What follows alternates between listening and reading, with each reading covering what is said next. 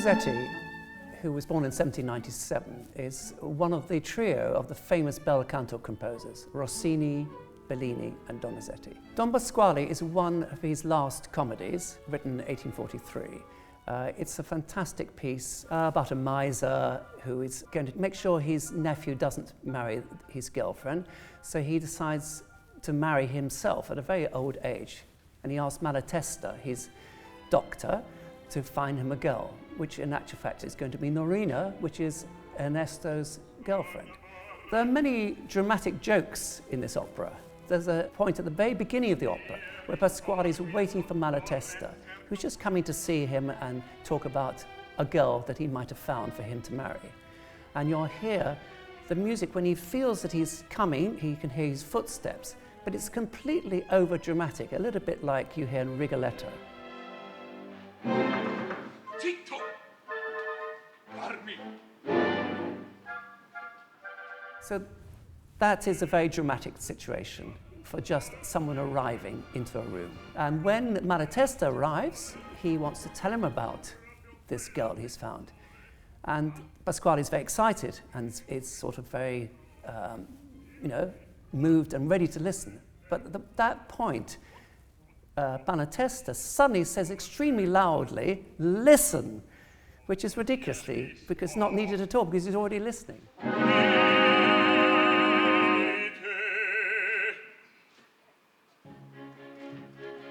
So that sounds if it's going to be like a big aria, then it's a very gentle, beautiful aria, full of cantabile, singing phrases, which describes Norina's beautiful character, who he described as like an angel. And the very end of this great aria with a big cadenza, even there's a joke there, because normally composers would end it and put a stop to it so there can be applause. But he doesn't do it in this situation. He makes the music go straight on and Pasquale comes straight in, so there's no chance for the audience to applaud.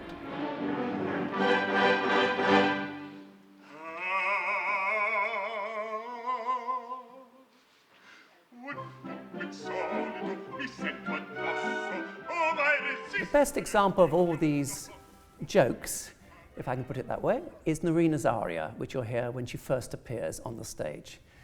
She is seen reading a magazine, which is a romantic story, one of these short stories you find in women's magazines. But she laughs because it's just stupid.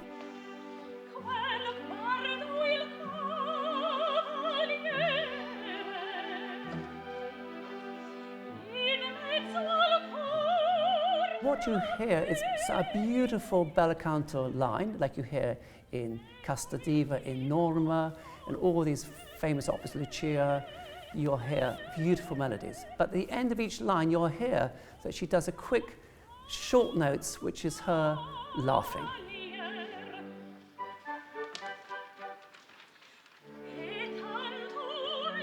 So you even hear the orchestra laughing at the very end. So they're all laughing at the stupidity of romantic love, because she's a modern girl and she just believes in straight talk.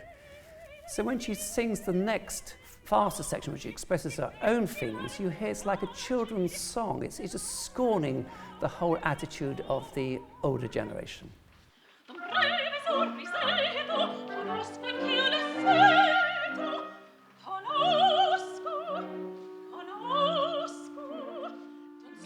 So that's very modern music. Then the next joke is that she sings a nice top note, which we all want to hear, with a scale afterwards. But then she says that that's not good enough. I'm going to sing an even higher note without any warning. So it's a kind of unexpected note of a top C out of the blue.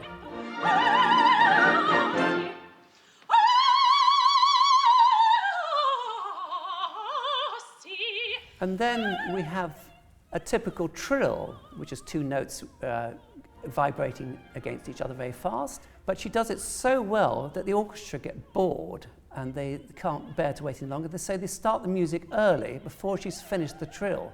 But she, being a prima donna, is not going to give in.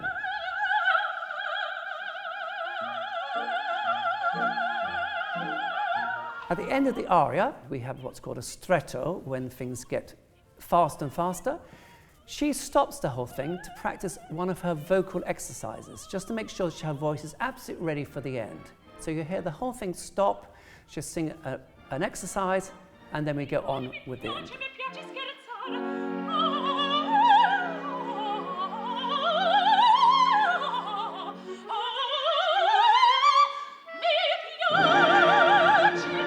There's an example in one number of many, many jokes, which I think the audience of those days would get.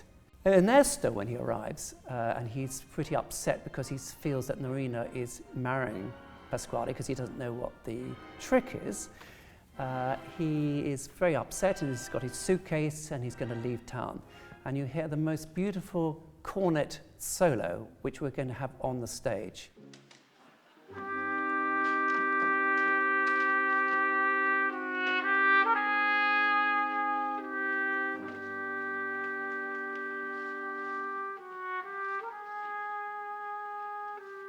In the finale of Act 2, you even hear the typical prima donna soprano holding a top note in an ensemble much longer than the rest of the cast. They will come off and then she holds for another 2 bars on a top B, because that's what they would have done in those days, but he's written it in the music.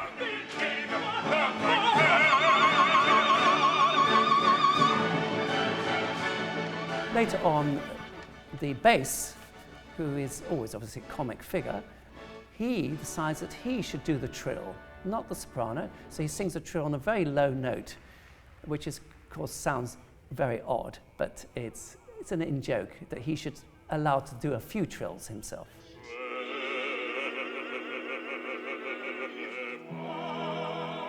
And in the duet in Act 3 between Malatesta and Pasquale, you have them both doing this patter separately, but then in the last verse, incredibly, they do it together at the same time, which is quite an effect, and it usually gets applause and an encore.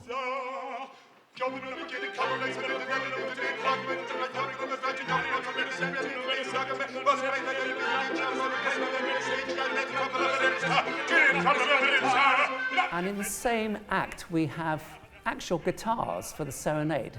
Normally a serenade, they make an effect of the guitars in the orchestra, but this time Donizetti's decided to use real guitars and a tambourine.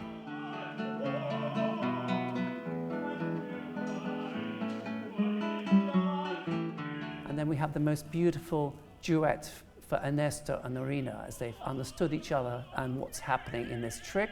Instead of thirds, they sing in 6, and it's the most beautiful sound you've ever heard.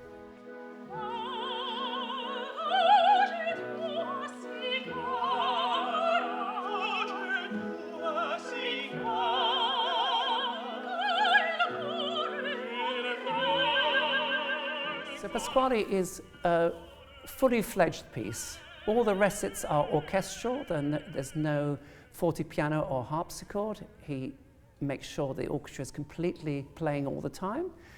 He also has an opportunity of writing extraordinary, strange combinations of voices. As I mentioned, the baritone and bass singing together. We hear it in Pearl Fishers, but it was very unusual at the time. Normally soprano and tenor would sing a duet, and a mezzo and a bass or baritone would sing a duet. But here we have baritone and bass. Then we have a soprano and bass duet, which is pretty amazing, and then a soprano and baritone. So it's a wonderful opportunity for Donizetti to show his skill after 66 operas, to show that he was probably one of the best composers of that period.